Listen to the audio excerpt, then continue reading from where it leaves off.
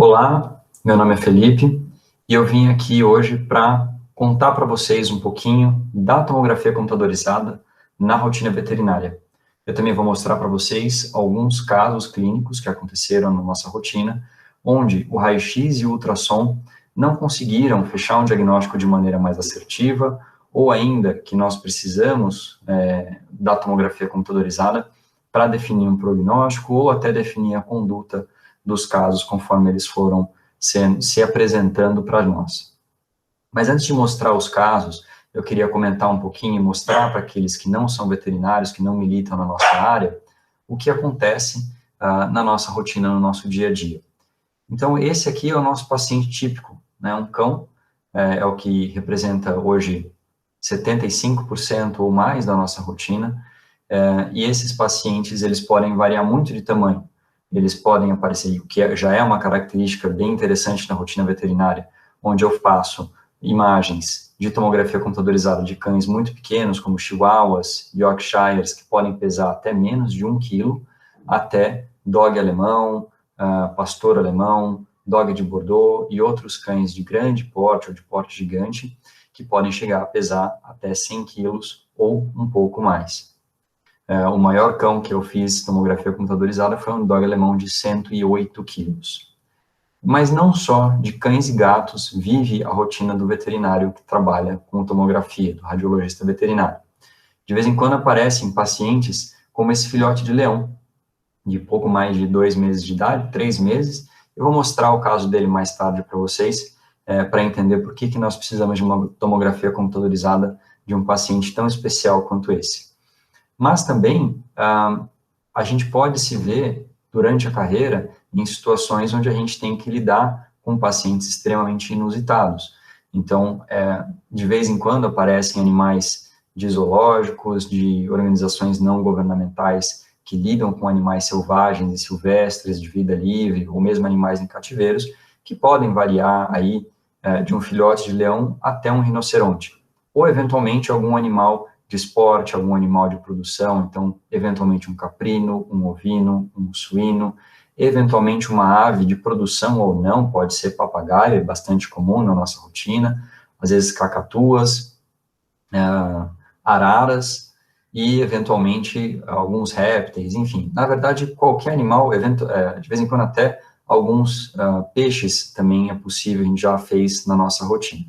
Então, é uma rotina extremamente variada, que faz com que nossa cabeça tenha que trabalhar bastante quando a gente se vê frente a uma situação onde você jamais pensou e ninguém nunca te ensinou como fazer tomografia de um peixe. E a gente consegue lidar no dia a dia e fazer esse tipo de situação. Outra coisa que muda bastante em relação à medicina, na veterinária, são os planos anatômicos. Então, nós, seres humanos, temos essa orientação anatômica bipedal, onde nós temos o plano sagital, o plano coronal e o plano axial, e os nossos pacientes, a sua imensa maioria quadrúpedes, eles têm planos anatômicos que, apesar de haver uma correspondência com o ser humano, são nomeados de outras formas. O plano anatômico que se mantém igual entre os quadrúpedes e os bípedes é o plano sagital. Então, o plano que divide o lado direito do lado esquerdo do paciente humano e do paciente quadrúpede, eu vou aqui passar a me referir aos cães, é exatamente o mesmo. Por outro lado, o plano axial humano, aquele que a gente faz principalmente na região de crânio, que a gente faz do topo da cabeça até a região de queixo, de mandíbula, no cão ele é bastante diferente, por causa da angulação entre o crânio e a região cervical. Nós, seres humanos, temos um ângulo de 90 graus entre a cabeça e o pescoço, coisa que os cães não possuem, eles têm um ângulo zerado da cabeça em relação ao pescoço. A coluna vertebral deles é contínua à cabeça, sem nenhum tipo de angulação mais acentuada, como acontece conosco. Portanto, o plano que a gente faz, cortando do focinho do cão até a sua cauda, até a sua região occipital, é chamado de plano transversal. Ele se corresponde, mais ou menos, com o plano coronal do ser humano. E o plano que a gente usa para dividir das costas até a região anterior, ou seja, plano antero-posterior, que a gente chama de plano coronal, a gente, nos cães, acaba denominando de plano dorsal, que a gente corta da região de coluna vertebral até a região ventral do tórax, até a região ventral de abdômen, e a gente pode, então, fazer uma tabela com essa comparação, com essa correspondência. Então, o plano axial humano, ele é correspondente ao plano dorsal dos cães ou dos outros quadrúpedes, e o plano coronal humano é correspondente ao plano transversal. O plano sagital é o mesmo, tanto para os seres humanos quanto para os nossos animais. Essa mudança de plano faz com que a gente também avalie ou interprete as imagens de uma maneira um pouquinho diferente que se faz com os humanos. Então, aqui na esquerda desse slide, eu coloquei um exame qualquer de um abdômen de um ser humano, com imagens no plano sagital, no plano coronal e no plano axial. E eu peguei as imagens que a gente fez de um cão, que estão do lado direito desse slide, e coloquei exatamente na mesma orientação. Apenas para dizer que nas imagens digitais a gente consegue trabalhar dessa forma, mudando ou invertendo, ou espelhando a imagem da maneira que a gente julgar necessário. Isso significa que eu posso trabalhar da mesma maneira que se trabalha na medicina. Só que, por lidar com pacientes quadrúpedes, a minha interpretação acaba sendo rotineiramente feita com as imagens como se o animal estivesse em pé. Assim como nós avaliamos a imagem, principalmente a sagital, como se o nosso paciente estivesse em estação, estivesse de pé, o ser humano estivesse de pé, nós veterinários também. Só que como o nosso paciente é quadrúpede, a nossa imagem ela fica virada, entre aspas, de lado em relação à interpretação das imagens humanas. Outra coisa que a gente faz bastante diferente é no plano que eu vou chamar agora de plano transversal, onde a coluna vertebral do meu paciente está apontado, está na parte superior da imagem, e o abdômen fica na parte inferior. O plano dorsal praticamente não muda nesse tipo de orientação, seja na área humana, seja na área veterinária, mas ainda assim, interessante entender que existem essas diferenças na nossa rotina e que a gente consegue trabalhar muito bem dessa forma. Ok, então vamos passar. Eu tenho 3 casos para mostrar para vocês. O primeiro caso que eu vou comentar é de um York, que ele era bem pequenininho, ele pesava aproximadamente 1 quilo a 1,5 kg, e ele já era um senhorzinho, né? Quando a gente fala de 15 anos, para um ser humano, é uma idade extremamente jovem, é um adolescente, mas nos nossos pacientes, um animal de 15 anos já é um animal bastante idoso. Então, o York de 15 anos era já um senhorzinho. E ele chegou para a gente com uma dificuldade muito grande em defecar. Ele tinha, então, constipação, tinha tenesmo, e esse era o principal sintoma, essa era a principal queixa dos tutores desse animal. E alguns exames laboratoriais foram feitos de triagem, e não se notou nenhum tipo de alteração nesses exames laboratoriais. Partiu-se, então, para exames de imagem, que eu vou mostrar para vocês. O primeiro exame de imagem que foi feito foi uma radiografia abdominal.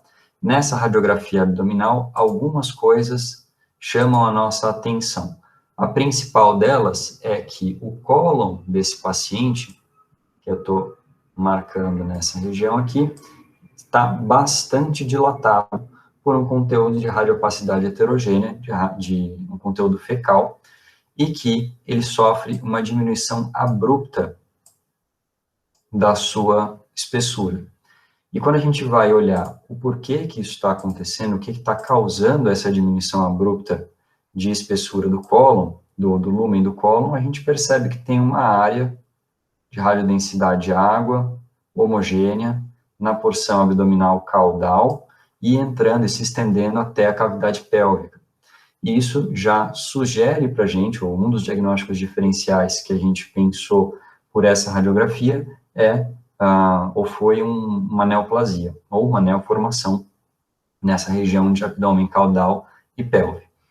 Na sequência do raio-x, esse paciente também fez um exame ultrassonográfico, onde foi possível identificar uma formação também nessa região abdominal caudal, muito próxima à bexiga, e tinha já algum tipo de relação com o cólon. Essa formação pela tomografia computadorizada, pela ultrassonografia, não mostrava muitos sinais de vascularização captáveis por Doppler, media mais ou menos 4 centímetros por 2,5. E no laudo ultrassonográfico, a gente conseguiu entender que ela se localizava caudal e dorsal à vesícula urinária, caudal também a bifurcação das veias e artérias ilíacas, e muito próxima ao cólon descendente, deslocando esse cólon. Bom, aumentou a nossa suspeita por uma neoformação, mas agora a gente vai para a tomografia computadorizada para tentar entender se de fato é uma neoplasia e, em sendo uma neoplasia, como que a gente vai lidar com essa lesão, se a gente vai abordá-la cirurgicamente, se a gente vai pensar numa radioterapia, se a gente vai pensar numa quimioterapia ou numa união desses métodos de tratamento. Então, de novo, vou mostrar aqui a imagem tomográfica para vocês, a coluna está voltada para cima. Outra coisa que a gente mantém é que o lado direito do paciente é o lado esquerdo da imagem, então o cólon aqui ele está localizado no lado esquerdo do nosso paciente, que é o normal. Então, vou soltar o vídeo da toma para vocês enxergarem, para vocês verem o vídeo do que aconteceu com esse paciente. Então, a gente consegue seguir o cólon bastante dilatado, com algum conteúdo gasoso, algum conteúdo heterogêneo. As alças intestinais me parecem normais, e aí começou a aparecer a vesícula urinária, e entre a vesícula urinária e o cólon, aqui próximo às artérias e veias ilíacas, a neoformação que se estende para dentro de cavidade pélvica e que tem uma relação muito íntima com o cólon e com a ampola retal, sugerindo de fato que essa fosse a origem dessa formação. Baseado nessas imagens, tanto do raio-x, quanto do ultrassom, quanto as imagens de tomografia computadorizada, optou-se por realizar a cirurgia, na tentativa de fazer a remoção cirúrgica dessa estrutura, e um posterior histopatológico para entender exatamente qual o tipo de tumor que a gente tinha nesse paciente. Aqui eu tenho uma foto da cirurgia mostrando o cólon bastante dilatado e essa formação, que parece pequena, né, se a gente compara com a mão do cirurgião, mas tenho em mente que é um Yorkshire, ele é um paciente que em si pesa 1 quilo, 1,5 kg. Então, essa lesão não é tão grande do ponto de vista absoluto, mas relativamente para esse cão, era uma massa considerada bastante grande. E esse caso foi depois histopatológico, foi diagnosticado como um leiomiosarcoma, e esse animal viveu bem durante bastante tempo, curado totalmente dessa formação. O próximo caso que eu tenho para mostrar para vocês é um vira-lata de 4 anos de idade, com um histórico que é razoavelmente comum na nossa rotina. Ele é um animal que foi resgatado por uma organização não governamental que cuida de animais de rua, de resgate e tratamento de animais de rua para posterior adoção. E como muitos animais de rua, eles vêm com uma série de problemas. Não raro, eles aparecem como esse paciente, que tinha uma paraparesia não deambulatória, ou seja, ele não estava com movimentação, eles não estavam conseguindo andar das patas de trás, dos membros pélvicos. Nos primeiros exames de laboratório, o que foi observado foi uma pequena anemia, provavelmente pela condição de rua, por ele não conseguir se alimentar direito, mas também é muito comum que esses animais tenham alguns parasitas no sangue, então os hemoparasitas que são transmitidos por pulgas e carrapatos.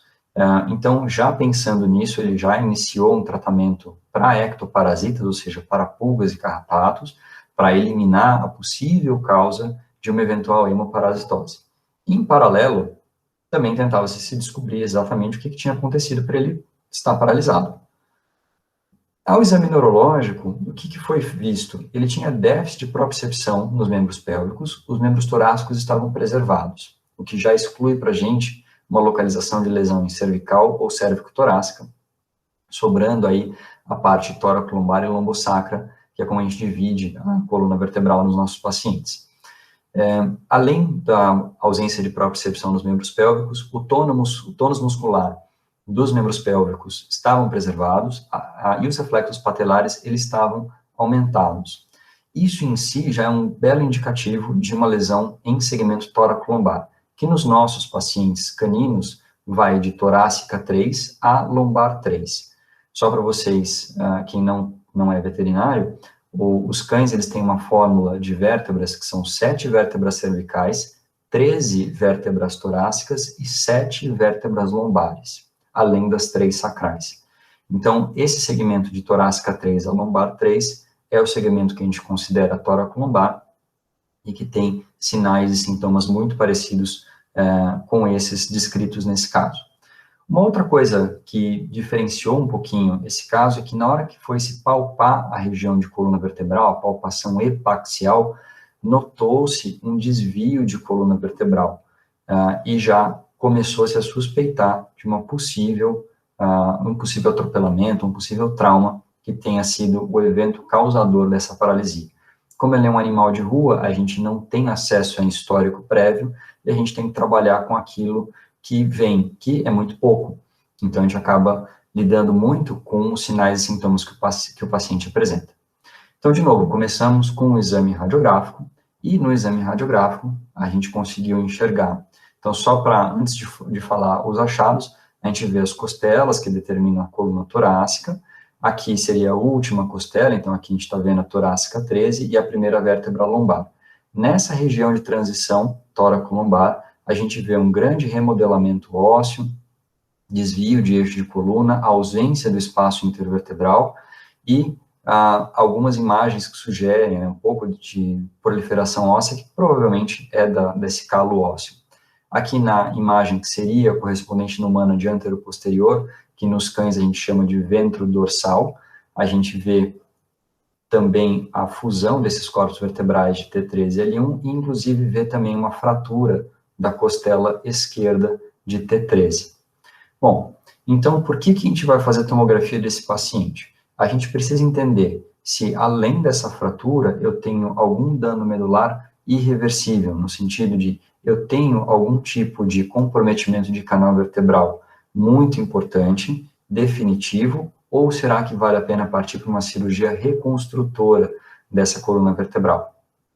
Então, a gente vai buscar na tomografia a escolha da conduta e, sendo um caso cirúrgico, um eventual planejamento baseado nas imagens tomográficas. Então, aqui as imagens tomográficas em janela óssea, onde eu vou mostrar para vocês a fratura desse paciente. Então, acompanhe o canal medular, canal vertebral, perdão. Quando chega na região de fratura, esse canal vertebral ele sofre uma diminuição muito importante, praticamente some, e aqui começa, de novo, já no segmento pós-trauma, no segmento caudal da fratura, a lesão, o canal vertebral desse paciente. Numa reconstrução sagital, fica até mais fácil de entender o que está acontecendo com o canal vertebral desse paciente, como ele sofre uma redução extremamente importante e, por conta disso, chegou-se à conclusão de que não valia a pena fazer uma cirurgia nesse paciente, ele foi mantido da maneira que estava, até porque ele já tinha sinais de consolidação, de fusão entre esses corpos vertebrais, apesar de ser uma má união, ela estava bastante estável. Outra coisa que ajudou a gente também nesse caso foi uma reconstrução tridimensional, onde a gente consegue ver aquela fratura de costela também, e conforme a imagem gira, fica até mais simples de ver a fusão desses corpos vertebrais de T13 e L1. Então, esse é um caso onde a tomografia computadorizada serviu para ajudar a gente numa decisão de conduta, de ir ou não para a cirurgia nesse caso, e frente aos achados desse paciente, a ausência de um histórico mais preciso para saber se era um trauma recente ou um trauma mais tardio, mas com as imagens da tomografia sugerindo fortemente que se tratava de um evento mais antigo, porque a gente já tem consolidação, já tem união desses fragmentos ósseos, que não valia a pena abordar esse caso cirurgicamente. E, por fim, eu vou mostrar para vocês o exame desse pequeno senhor, desse pequeno rapazinho, que foi esse filhote de leão que veio para a gente. Resumidamente, o histórico dele mostrava sinais de processo infeccioso, então ele tinha um quadro de intensa prostração, hiporexia, ele não estava querendo comer muito, e tinha episódios de febre. Os exames de laboratório confirmaram que existia uma suspeita de processo infeccioso ativo, existia uma leucocitose nele muito grande, e, em geral, a gente, obviamente, faz raio-x nesses casos e ultrassom para tentar definir se existe uma fonte desse processo infeccioso. Mas, no caso, a gente tem que lidar com esses pacientes de vida livre, esse aqui era de cativeiro, mas nesses pacientes silvestres, a gente acaba tendo que tomar um pouco de cuidado na manipulação.